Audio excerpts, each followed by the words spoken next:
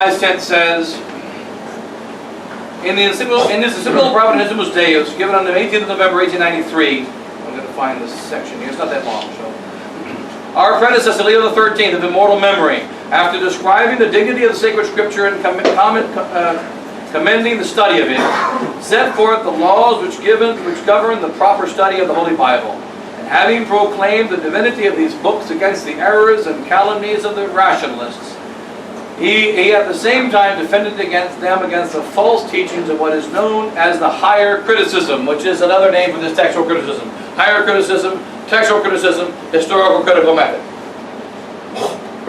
Which, as the pontiff most wisely wrote, are clearly nothing but the commentaries of rationalism derived from the misuse of philology and kindred studies. Our predecessor, too, seeing that the danger was constantly on the increase, and wishing to prevent the propagation of rash and erroneous views by his apostolic letters, Vigilantes Studique Memores, given the blah blah, he established a pontifical council on the commission of biblical matters. So let's continue here in the theology in the Bible. The part, maybe it's the next paragraph. After mature examination and the most diligent deliberations, the Pontifical Biblical Commission has happily given certain decisions of a very useful kind for the proper promotion and direction of the on safe lines of biblical studies. But we observe that some persons, unduly prone to opinions and methods tainted by pernicious novelties, and excessively devoted to the principle of false liberty, which is really immoderate license, and in sacred studies proves itself to be a most insidious and a fruitful source of the worst evils against the purity of the faith.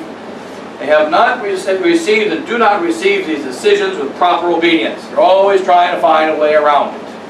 Always. Wherefore, we find it necessary to declare and to expressly prescribe by this our act, we do declare and decree that all are bound in conscience to submit to the decisions of the Biblical Commission relating to doctrine, which have been given in the past and which shall be given in the future, in the same way as the decrees of the Roman congregations approved by the pontiff, nor can all those escape the note of disobedience or temerity, and consequently of grave sin, who in speech or writing contradict such decisions, and this besides the scandal they give, and the other reasons for which they may be responsible before God, for other temerities and errors which generally go with such contradictions. So he mentions again later on, you're obliged in conscience to accept the decrees. And he mentioned the Pascendi. Where does he mention Pascendi here? Is it the last paragraph? Three lines in the next one, right? Okay. Wherefore, one second, next. Wherefore one, right? Moreover, in order to check the daily increasing audacity of many modernists who are endeavoring by all kinds of sophistry and devices to detract from the force of efficacy not only of the decree Lamentabili Sane Exitu, so-called syllabus, issued by our order by the Holy Roman and Universal Inquisition on July the 3rd of this present year, but also of our encyclical letters, Pascendi Dominici Gregis, given on the September the 8th of this same year. We do, by our apostolic authority, repeat and confirm both the decree of the Supreme Sacred Congregation and those encyclical letters of ours, adding the penalty of excommunication against their contradictors. And this we declare and decree, that should anybody, which may God forbid, be so rash as to defend any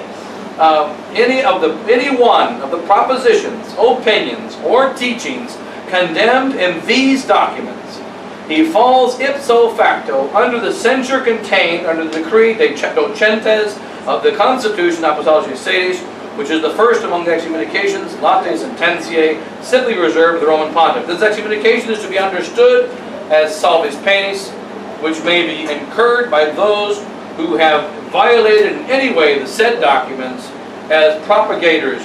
Now, one thing is, it says violated in any way. This is not a normal excommunication.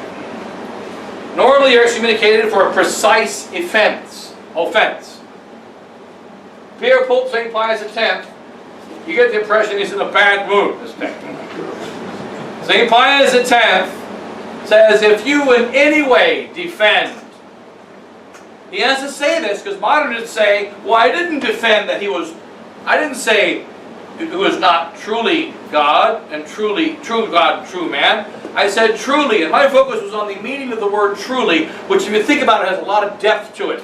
And so to say that I was denying the divinity of Christ is absurd. And so they find a way around every single condemnation. Hence, to solve the problem, St. Pius X says, if in any way they've violated in any way the said documents as propagators and defenders of heresies. Again, notice what St. Pius X, like the fathers of the church, don't make too many fine distinctions. I spoke with a priest of the society. In fact, several priests told me, for instance, Modernism is not a heresy. It's a synthesis of all heresies. So, it's not a heresy, it's a synthesis. So, if it's a synthesis of all heresies, it's one thing that pulls together all the lies in one lie. Guess what? That means it's a lie. It doesn't become true. When you tell 10 lies, they don't become one truth. So, this is a heresy. And they say, well, it's only a synthesis of heresies. And we don't know if it's an infallible document. St. Pius X says, they are defenders and propagators of heresy. When their propositions, opinions, teachings are heretical, and then as has happened more than once in the case of the adversaries of both these documents, especially when they advocate the errors of modernists, and modernism, that is the synthesis of all heresies. He repeats it. He said that same thing inside. He said that same essential statement in Pusheti. So if you don't believe what the church teaches about textual criticism, if you don't believe what the church teaches about sacred scripture, you are in mortal sin, you are going to hell. You are violating what is necessary for the salvation of your soul. Now what somehow happened in modern times is that doctrine became a point of interest and not necessary for salvation. So impure action, that's damnation. Murder, that's damnation. Stealing, that's damnation. Believing Jesus Christ is God, well, not recommended. But the fact is, if you do not believe that Jesus Christ is God, and if you don't believe in all the teachings of our Holy Church, damnation. And not only that, these heresies continue when you die. These evils continue when you die. A murderer stops murdering when he cannot murder anymore. And it ceases. But lies and heresy continue even after our death.